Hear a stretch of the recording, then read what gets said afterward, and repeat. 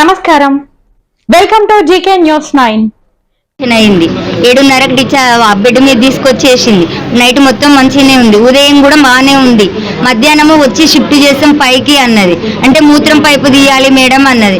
తీస్తామన్నది. మూత్రం పైపు తీపించినాక కొంచెం నడిపించింది సార్. నడిపించేటప్పటికి నాకు కొంచెం గాబర్ అవుతుంది, నాకు ఎట్లా అనిపిస్తుంది అంటే ఏం కాదమ్మా కడుపులో ఏం లేదు కదా అన్నది.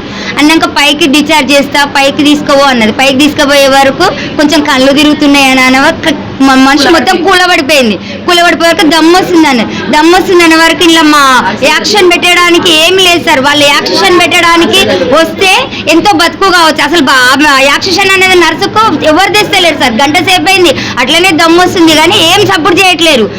మా ఫ్యామిలీ డాక్టర్ దండరాజు ఉంటే వచ్చిండు, పిలిపించుకున్నాం సార్. ఆయనను కూడా పిలిపించుకొని ఆయన వచ్చి చూసి చచ్చిపోయిన మనిషిని ఇంకేం చూస్తున్నారు మీరు అట్లనే చేస్తున్నారు అని అంటే ఏం చచ్చిపోలేదు మీకు ఏం తెలుసు సార్, పెరుసు కొట్టుకుంటున్నాయి ఏం లేదు మంచిగానే ఉందన్న.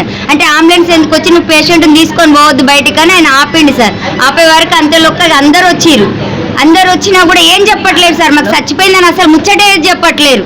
అని ఎందుకు చెప్తలేదు? నీకు డాక్టర్ తెలుసు కదా, మరి మేము చచ్చిపోయిందన్న మా పేషెంట్కి ఎందుకు చెప్తలేదు? ఏం ప్రాబ్లం అయితే చచ్చిపోయే ముందట కూడా పాలు తాగింది సార్. పైకి తీసుకుపోతేప్పుడు పాలు నీళ్లు తాపించి తీసుకొని పోయినా.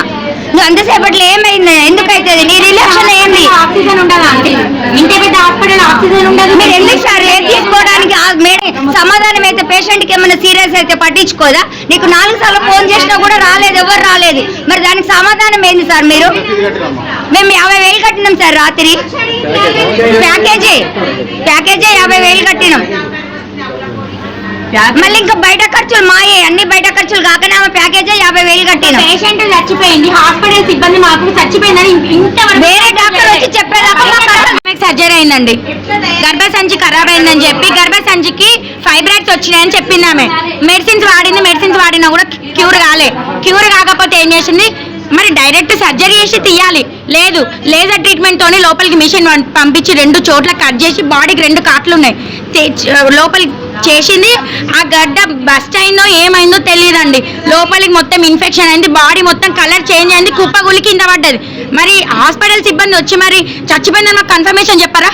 బయట మా ఫ్యామిలీ డాక్టర్ వచ్చి కన్ఫర్మేషన్ చెప్పింది. ఇప్పటి వరకు మాకు బాడీ ఇస్తలేరండి. ఎందుకు ఇంత నిర్లక్ష్యం? ఇంత పెద్ద హాస్పిటల్లో ఆక్సిజన్ ఫెసిలిటీ ఉండదా? వెంటిలేషన్ ఉండదా? ఎందుకు ఇంత చులకన దేనికి? మాది ఎస్ఏ అని మేము చెప్పులు అమ్ముకున్నట్టోళ్ళమని ఇంత చులకన దేనికి? ఇప్పటి వరకు కూడా డాక్టర్ వచ్చి వస్తలేదు, ఎక్స్ప్లెనేషన్ ఇస్తలేదు. మా కేసుకి ఏమన్నా కూడా ఇస్తలేదా? మేము ఇయ్యాము, మేము పోలీసు వాళ్ళకి ఇస్తాం, మీ కేసు పెట్టుకోపోలని నిర్లక్ష్యంగా మాట్లాడుతుంది ఆమె. మా డిమాండ్స్ ఏంటంటే మాకు న్యాయం జరగాలి, మా పోస్ట్ మార్టం చేయాలి, కేసు పెట్టాలి, ఈ హాస్పిటల్ సీజ్ చేయాలి, ఆమె లైసెన్స్ సీజ్ చేయాలి. ఇదే మా కోరిక. ఇంకో ప్రాణం పోవద్దు అంటే ఈ యాక్షన్ కావాలి తప్పకుండా. తక్కువ కులం తక్కువ జాతి అని మమ్మల్ని ఇన్సల్ట్ చేసి ఒక్కతే ఉందని చెప్పి ఆమెను ఇవాళ మంచిగా ఉన్న పేషెంట్ని చంపిండు ఇంజక్షన్ ఇచ్చి. దేనికోసం ఇంత నిర్లక్ష్యం? ఇన్నేళ్ల ప్రాక్టీస్ లా నీకు ఇది కొత్త నా ఆపరేషన్? 25 ఏళ్ళ స్నేహం అంట. ఆమె చచ్చిపోయినందుకు ఈమెకే హార్ట్ అటాక్ వస్తుందని చెప్తుంది నాతో. మళ్ళా ఫైల్ ఏమంటే ఈ బ్లడ్ రిపోర్ట్ ఇస్తారా అండి? ఈ బ్లడ్ రిపోర్ట్స్ మాకెందుకు? ఈ బ్లడ్ రిపోర్ట్స్ ఏం చేసుకోవాలి మేము? ఈ బ్లడ్ రిపోర్ట్స్ తోని సమ్మరీ ఏమంటే ఇస్తలేదు, కేసీటీ ఏమంటే ఇస్తలేదు, బాడీని ఏమంటే ఇస్తలేరు. మీరు పోలీస్ కేసు పెట్టుకోండి. మంచం మీద ఉన్న రిపోర్ట్స్ మాయం చేసిండ్రు. దేనికోసం ఇంత నిర్లక్ష్యం? దేనికి? హాస్పిటల్లో ఈ హాస్పిటల్ వెంటనే సీజ్ చేయాలి, ఇదే మా డిమాండ్. మధ్యాహ్నం 2ంటికి చనిపోయింది, ఇంతవరకు మాకు బాడీని కూడా చూపిస్తలేదు. వచ్చినాక మనము ట్రీట్మెంట్ చేస్తే గర్భసంచి ఆపరేషన్ కావాలంటే మనం ఎట్లా చేయాలి? మనము చూపెట్టుకోవాలి. ఫస్ట్ డాక్టర్ అమ్మ ట్రీట్మెంట్ చేయాలి. అమ్మ నీకు ఈ ప్రాబ్లం ఉన్నదని డాక్టర్ అమ్మ చెప్పాలి. అది చెప్పలేదు, ఆమె చెప్పలేక ఇవాళ ఆపరేషన్ చేస్తానన్నది, నిన్న ఆపరేషన్ చేస్తానన్నది, ఇవాళ చేసుడు కారణం ఏమున్నది? అంత ఎమర్జెన్సీ చేయాలని నీకు ఏమొచ్చింది? నీకు డబ్బు కావాలా? నీకు మనసులో ప్రాణాలు తీస్తాందుకు నువ్వు ఉన్నావా? మరి దేనివల్ల ఆ పిల్ల చచ్చిపోయింది? మాకు న్యాయం కావాలి. ఇది ఉట్టిగా పోయేది కాదు. ఆమె ఒక 20-45 ఏళ్ళ కంటే తక్కువనే ఉంటుంది. అది ముసలి కాదు, ముడిగది కాదు. అది ఇద్దరు ఏ రోగం లేదు, నొప్పి లేదు, దానికి ఏమీ లేదు. మరి ఎట్లా చచ్చిపోతుంది? మాకు అది కావాలి.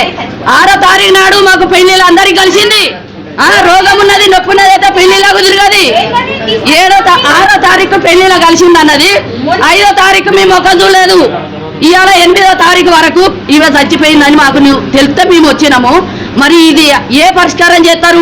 డాక్టర్ అమ్మకు మాకు మాత్రము ఆమె డాక్టర్ పని చెయ్యొద్దు, ఆమె వద్దు, అస్సలు రద్దు చేయాలి.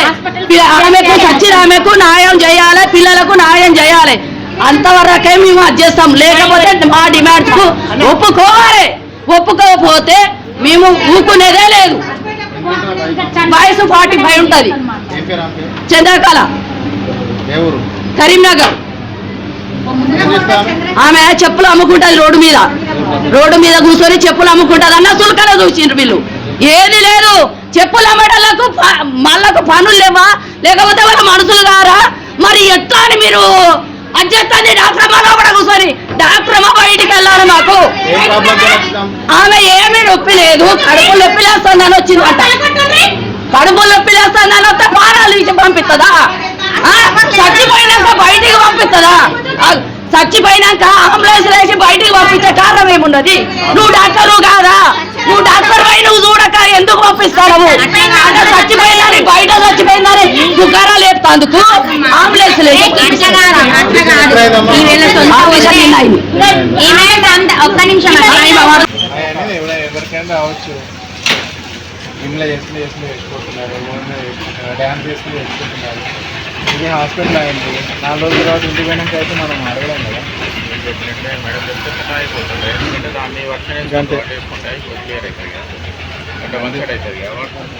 సరే, ఏమైనా సెటిల్మెంట్ అయిందా? అదేం కాదు, మన నిర్లక్ష్యం లేదు, అదేం లేదు. ఇచ్చిందని చెప్పింది బాధితులు బాధితులు 7 లక్షల రూపాయలు ఇచ్చిందని. అట్లా ఏం లేదండి. చెప్పారు సార్. ఇప్పటిదాకా ఆందోళన చేసిరు వాళ్ళు, ఇప్పటిదాకా ఆందోళన చేసిరు. మీ మధ్యలో సెటిల్మెంట్ జరిగినాకనే బాడీని తీసుకుపోతున్నాం చెప్పారు వాళ్ళు. ఉన్నారు కదా అలా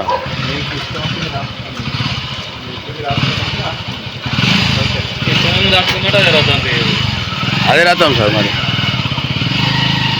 ఈ వీడియో మీకు నచ్చినట్లయితే లైక్ బటన్ క్లిక్ చేయండి. మరిన్ని వీడియోలను పొందడానికి దయచేసి సబ్స్క్రైబ్ చేయండి.